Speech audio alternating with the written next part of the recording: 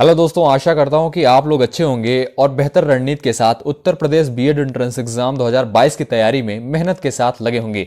चलिए अपना समान हिंदी का टेस्ट प्रारंभ करते हैं आज का। दोस्तों, जैसा कि आप सभी को पता है, इस प्लेटफॉर्म के माध्यम से आप सबको यूपी बीएड एंट्रेंस एग्जाम 2022 के लिए शाम को 7 बजे एक समान हिंदी का टेस्ट प्रोवाइड किया जाता है, जो कि आपकी परीक्षा के लिए बेहद ही महत्वपूर्ण होने वाला है। साथियों, हम उन्हीं सारे प्रश्नों को कवर करते हैं जो आपके एग्जाम में पूछे जा चुके हैं और पूछे जाने की प्रबल संभावनाएं हैं। तो आप लोग इस टेस्ट को अपने एग्जाम से पहले जरूर कवर करिएगा। निश्चित रूप से आप सभी का इस टेस्ट से लाभ होगा। इस टेस्ट का मात्र एक उद्देश्य है कि आप लोगों की तैयारी हिंदी लैंग्वेज की कैसी चल रही है। मात्र एक उद्देश्य इस टेस्ट का बस यही है। चलिए अपना टेस्ट प्रारंभ करते हैं। अगर आपका कोई भी डाउट होता है तो कमेंट बॉक्स में जरूर लिखिएगा और इस टेस्ट को करने के बाद आप लोग अंत में कमेंट करके बताइएगा। हमने जो 50 प्रश्न लिए हैं इस टेस्ट में, आप लोग अंत में कमेंट करिएगा कि आप लोगों ने इन 50 प्रश्नों में से कितने प्रश्नों को सही किया है। चलिए अपना पहला क्वेश्चन देखते हैं। ध्यान दीजिएगा, इनमें से कौन सा शब्द सही है, यानी शुद्ध वर्तनी से आपसे इसमें क्वेश्चन पूछा है। इनमें से कौन सा शब्द सही है बताइएगा आप लोग। प्रादुर्भाव जो है कौन से विकल्प में सही लिखा गया है, यही आपसे पूछा है। चलिए बताइए, 4 विकल्प दिए गए हैं, आपसे पूछा है इनमें से कौन सा शब्द सही रूप में लिखा गया है, बस यही आपको बताना है। बताइएगा प्रादुर्भाव कौन से विकल्प में सही लिखा गया है। चलिए बताइए। तो ध्यान दीजिएगा साथियों, आपका ऑप्शन बी करेक्ट होगा। प्रादुर्भाव जो है इस तरीके से लिखा जाता है। बाकी के 3 विकल्प आपके इनकरेक्ट हैं। ठीक है, अगला क्वेश्चन आपसे क्या पूछा है। भारत में हिंदी भाषी राज्य है। चलिए बताइए, 12, 10, 15, 8। आप लोग कमेंट बॉक्स में लिखिएगा भारत में हिंदी भाषी राज्य कितने हैं। चलिए बताइए, 12 हैं कि 10 हैं कि 15 हैं कि 8 हैं। आप लोग कमेंट बॉक्स में लिखें। चलिए ध्यान दीजिएगा, 15 यानी ऑप्शन सी आपका राइट आंसर होगा। आली का पर्यायवाची है। चलिए बताइए, सखी, सहेली, भ्रमरी, ये सभी। चलिए बताइएगा आप लोग कमेंट करके, आली का पर्यायवाची है। तो ध्यान रखिएगा, ऑप्शन डी आपका करेक्ट होगा, ये सभी। ठीक है, अगला क्वेश्चन आपसे पूछा है, आरंभ से अंत तक को क्या कहेंगे। चलिए बताइएगा आप लोग, आरंभ से अंत तक को क्या कहेंगे। आरंभिक, आद्योपंत, आद्योपांत, संपूर्ण। चलिए बताइएगा आप लोग, आरंभ से अंत तक को क्या कहेंगे। बताइएगा आप लोग कमेंट करके इस क्वेश्चन का राइट आंसर क्या होगा। साथियों, ये वही सारे क्वेश्चन हैं जो आपके एग्जाम में पूछे जा सकते हैं। आप लोग जरूर कवर करिएगा अपने एग्जाम से पहले। जितने भी टेस्ट वीडियो आप सभी को इस प्लेटफॉर्म के माध्यम से प्रोवाइड किए जा रहे हैं और जितने भी कंटेंट दिए जा रहे हैं यूपी बीएड एंट्रेंस एग्जाम 2022 के लिए, आप लोग जरूर कवर करिएगा। चलिए बताइए, आरंभ से अंत तक को क्या कहेंगे। तो ध्यान रखिएगा, ऑप्शन सी आपका राइट आंसर होगा। आद्योपांत यानी ऑप्शन सी आपका सही उत्तर होगा। ठीक, जो मापा ना जा सके। चलिए बताइए, जो मापा ना जा सकता हो उसे क्या कहेंगे। अपमापित, अपर, अनुपेय, अपरिमेय। चलिए बताइए, जो मापा ना जा सकता हो उसे क्या कहते हैं। तो ध्यान रखिएगा, ऑप्शन डी आपका राइट आंसर होगा, अपरिमेय। ठीक, अगला क्वेश्चन क्या पूछा है, ध्यान दीजिएगा, परंपरागत उक्ति को क्या कहते हैं। परंपरागत उक्ति को क्या कहते हैं। अनुश्रुति, सूक्ति, विरक्ति। इनमें से कोई नहीं। चलिए बताइए, बताइएगा आप लोग इस क्वेश्चन का राइट आंसर क्या होगा। परंपरागत उक्ति को कहते हैं। तो ध्यान रखिएगा, अनुश्रुति यानी ऑप्शन ए आपका राइट आंसर होगा। अगला क्वेश्चन है, ध्यान दीजिएगा, विलास में किस प्रत्यय का प्रयोग हुआ है। ध्यान दीजिएगा, विलास में किस प्रत्यय का प्रयोग हुआ है। बताइएगा आप लोग। आपके 4 विकल्प दिए गए हैं, इनमें से आपका विकल्प कौन सा होगा। आप लोग फटाफट कमेंट बॉक्स में लिखें। चलिए बताइए, चलिए विलास में किस प्रत्यय का प्रयोग हुआ है। चलिए बताइए। तो ध्यान रखिएगा, ऑप्शन बी आपका राइट आंसर होगा। आस प्रत्यय का प्रयोग हुआ है विलास में। साथियों, ये टेस्ट आपको बताएगा कि आपकी तैयारी हिंदी लैंग्वेज की कैसी चल रही है। यानी 50 में से आप लोग 40 क्वेश्चंस जरूर सही करिए अभी, क्योंकि अभी आपके पास बहुत टाइम है। अगर आप तैयारी करेंगे तो मान के चलिएगा आपके एग्जाम तक 45 प्लस क्वेश्चन आप लोग एग्जाम में सही कर पाएंगे। ठीक, टारगेट आपका 50 होना चाहिए। बोली में कौन सा प्रत्यय है बताइए। बोली में कौन सा प्रत्यय है, चलिए बताइए। तो ध्यान रखिएगा, ई प्रत्यय यानी ऑप्शन ए आपका राइट आंसर होगा। अत्यंत का संधि विच्छेद क्या होगा। चलिए बताइए, अत्यंत का संधि विच्छेद बताइए आप लोग। 4 विकल्प दिए गए हैं, इनमें से आपका विकल्प कौन सा होगा। आप लोग कमेंट बॉक्स में फटाफट लिखें, अत्यंत का संधि विच्छेद। चलिए तो ध्यान रखिएगा ऑप्शन बी आपका राइट होगा, अति प्लस अंत। ठीक, अगला क्वेश्चन क्या पूछा है, जगदीश में कौन सी संधि है। क्या क्वेश्चन पूछा है आपसे, जगदीश में कौन सी संधि है, स्वर संधि, विसर्ग संधि, व्यंजन संधि, इनमें से कोई नहीं। चलिए बताइए जगदीश में कौन सी संधि है। चलिए तो ध्यान रखिएगा व्यंजन संधि यानी ऑप्शन बी आपका राइट आंसर होगा। ठीक, निरोग में कौन सी संधि है, बताएं आप लोग, निरोग में कौन सी संधि है, विसर्ग, व्यंजन, स्वर, इनमें से कोई नहीं। आप लोग कमेंट बॉक्स में फटाफट लिखें निरोग में कौन सी संधि है। चलिए बताइए, तो ध्यान रखिएगा विसर्ग संधि यानी ऑप्शन ए आपका राइट आंसर होगा इस क्वेश्चन का। अगला क्वेश्चन क्या पूछा है, अक्षौहिणी का संधि विच्छेद क्या होगा। चलिए बताइएगा, चार विकल्प आपके दिए हैं और अक्षौहिणी का आपसे संधि विच्छेद पूछा है। चार विकल्प दिए गए हैं, आपको बताना है इस क्वेश्चन का राइट आंसर क्या होगा। तो ध्यान रखिएगा ऑप्शन बी आपका राइट होगा, अक्ष प्लस उहिनी। ठीक, साहित्य लहरी किसकी रचना है। चलिए बताइए साहित्य लहरी किसकी रचना है, कबीरदास, तुलसीदास, जायसी, सूरदास। चलिए बताइए, तो ध्यान रखिएगा सूरदास यानी ऑप्शन ए आपका राइट आंसर होगा। अगला क्वेश्चन क्या पूछा है, सूर साहित्य किसकी आलोचनात्मक कृति है। चले लिखें आप लोग कमेंट बॉक्स में, सूर साहित्य किसकी आलोचनात्मक कृति है। चलें बताएं, ध्यान रखिएगा हजारी प्रसाद द्विवेदी जी की यानी ऑप्शन ए आपका राइट आंसर होगा। आकाशदीप किसकी रचना है। चलिए बताइए, प्रेमचंद, जयशंकर प्रसाद, निराला, यशपाल। बताएं आप लोग कमेंट बॉक्स में लिखें आकाशदीप किसकी रचना है। चलिए बताइए, तो ध्यान रखिएगा जयशंकर प्रसाद जी की यानी ऑप्शन बी आपका राइट आंसर होगा। अगला क्वेश्चन आपसे पूछा है, अंधा युग किस प्रकार की रचना है, उपन्यास, काव्य नाटक, काव्य नाटक। बताएं आप लोग चारों विकल्प में से आपका विकल्प कौन सा है, अंधा युग किस प्रकार की रचना है। कमेंट बॉक्स में आप लोग लिखें फटाफट। तो ध्यान रखिएगा काव्य नाटक यानी ऑप्शन सी आपका राइट आंसर होगा। ठीक, अगला क्वेश्चन आपसे संधि विच्छेद से संबंधित पूछा गया है, परमौषध में का संधि विच्छेद क्या होगा। परमौषध का संधि विच्छेद क्या होगा आप सभी को बताना है। चार विकल्प दिए गए हैं, आपका विकल्प कौन सा है आप लोग कमेंट बॉक्स में लिखें, ए होगा कि बी कि सी कि डी। चलिए बताइए, तो ध्यान रखिएगा परम औषध यानी ऑप्शन सी आपका राइट आंसर होगा इस क्वेश्चन का। सुरेंद्र में कौन सी संधि है। चलिए बताइए सुरेंद्र में कौन सी संधि है। चलिए दीर्घ संधि, गुण संधि, वृद्धि संधि, यण संधि। आप लोग कमेंट बॉक्स में फटाफट लिखें। चलिए तो ध्यान रखिएगा गुण संधि होगी यानी ऑप्शन बी आपका राइट आंसर होगा। मनोज किसका पर्यायवाची शब्द है, कमल, कामदेव, विष्णु, बादल। बताएं आप लोग कमेंट बॉक्स में लिखें मनोज किसका पर्यायवाची शब्द है। लिखिए फटाफट कमेंट बॉक्स में इस क्वेश्चन का राइट आंसर। तो ध्यान रखिएगा कामदेव यानी ऑप्शन बी आपका राइट आंसर होगा। अगला क्वेश्चन आपसे पूछा है, श्रवण का सही संधि विच्छेद क्या है। चलिए बताइए श्रवण का सही संधि विच्छेद क्या है। चार विकल्प दिए गए हैं आपको बताना है श्रवण का सही संधि विच्छेद क्या होगा।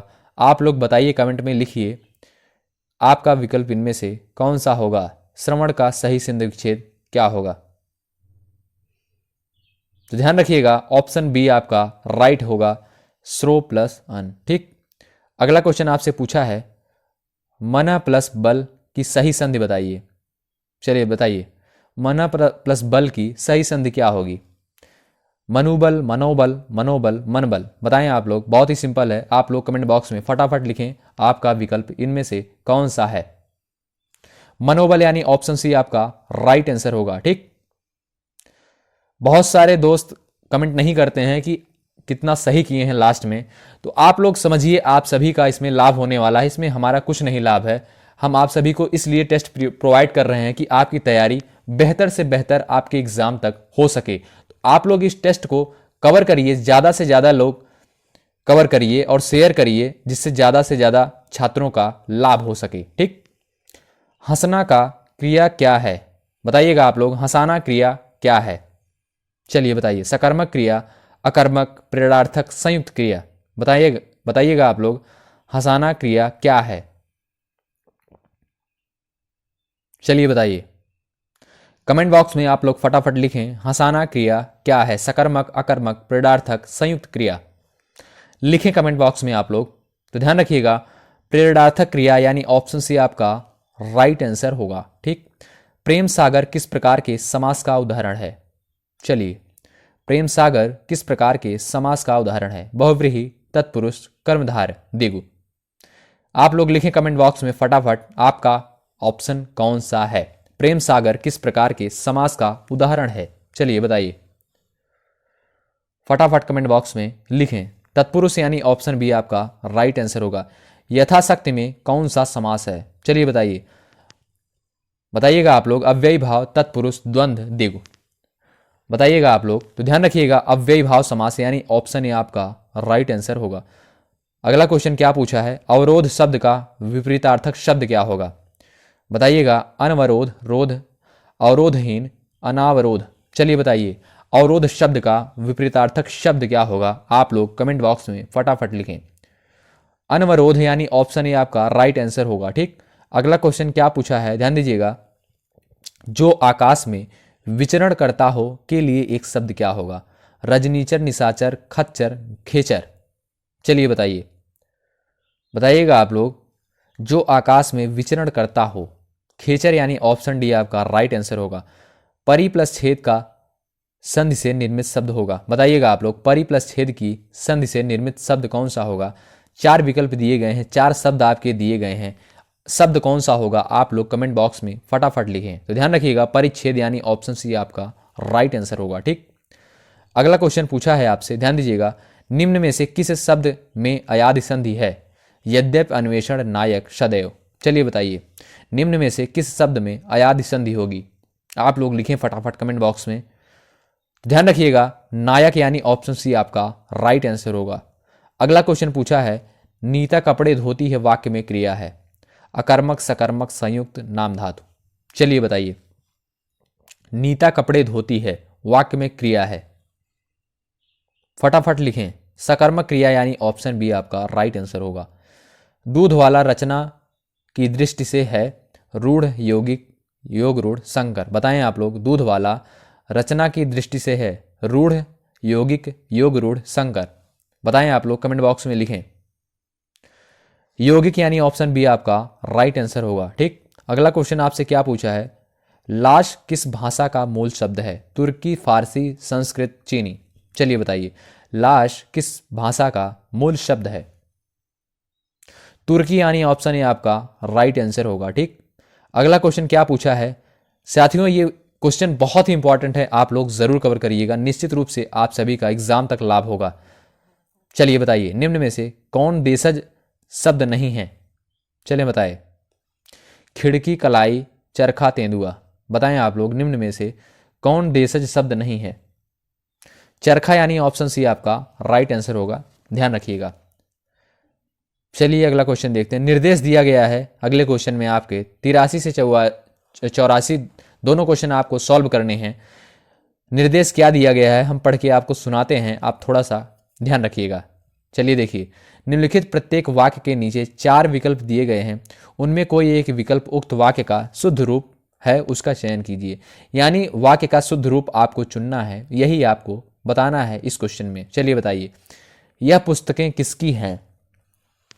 बताइएगा आप लोग, चारों विकल्प में आपका कौन सा विकल्प सही होगा? यह पुस्तकें किसकी हैं? तो ध्यान रखिएगा, ये पुस्तकें किसकी हैं ऑप्शन ए आपका राइट आंसर होगा, यानी यह वाक्य आपका सही होगा। ठीक। अगला क्वेश्चन क्या पूछा है? इसके बाद वे वापस लौट आए। चलिए बताइए, इसके बाद वे वापस लौट आए, कौन सा वाक्य सही है आपका? 4 विकल्प दिए गए हैं, आपको कमेंट करके बताना है। तो ध्यान रखिएगा, इसके बाद वे लौट आए यानी ऑप्शन ए आपका राइट आंसर होगा। अगला क्वेश्चन क्या पूछा है? गर्दन उठाना किस मुहावरे का अर्थ है? गर्दन उठाना किस मुहावरे का अर्थ है? पीछा छुड़ाना, नुकसान देना, प्रतिवाद करना, बहस करना। चलिए बताइए, तो प्रतिवाद करना यानी ऑप्शन सी आपका राइट आंसर होगा। गर्दन उठाना मुहावरे का जो अर्थ होगा प्रतिवाद करना, यानी ऑप्शन सी आपका राइट आंसर होगा। ठीक। अगला क्वेश्चन क्या पूछा है? देखिएगा, ध्यान दीजिएगा। निम्नलिखित में कौन सा विपरीतार्थक शब्दों का युग्म सही नहीं है? वीर कायर रत विरत शीत उष्ण अग्र अंत। चलिए बताइए, फटाफट कमेंट बॉक्स में आप लोग लिखें। निम्नलिखित में कौन सा विपरीतार्थक शब्दों का युग्म सही नहीं है? अग्र अंत यानी ऑप्शन डी आपका राइट आंसर होगा। निरुपसर्ग से बना शब्द, चलिए बताइए, निरुपसर्ग से बना शब्द तो निर्भय यानी ऑप्शन ए आपका राइट आंसर होगा। अगला क्वेश्चन क्या है, ध्यान दीजिए, जिसकी परीक्षा हो रही हो के लिए एक शब्द, परीक्षार्थी, परीक्षक, विद्यार्थी, शोधार्थी।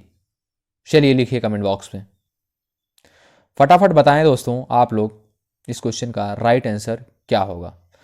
परीक्षार्थी यानी ऑप्शन ए आपका राइट आंसर होगा। ठीक, धर्म विमुख शब्द में प्रयुक्त समास है, चलिए बताइए, धर्म विमुख शब्द में प्रयुक्त समास है कर्म तत्पुरुष, संप्रदान तत्पुरुष, अधिकरण तत्पुरुष, अपादान तत्पुरुष।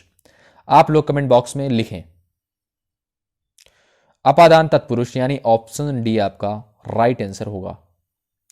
अगला क्वेश्चन क्या पूछा है, उदक किस शब्द का पर्यायवाची है? जल, नदी, झील, पहाड़। उदक किस शब्द का पर्यायवाची है? तो जल यानी ऑप्शन ए आपका राइट आंसर होगा। अगला क्वेश्चन क्या पूछा है, निम्न में से किस शब्द का बहुवचन इया प्रत्यय के प्रयोग से नहीं बनाया जा सकता?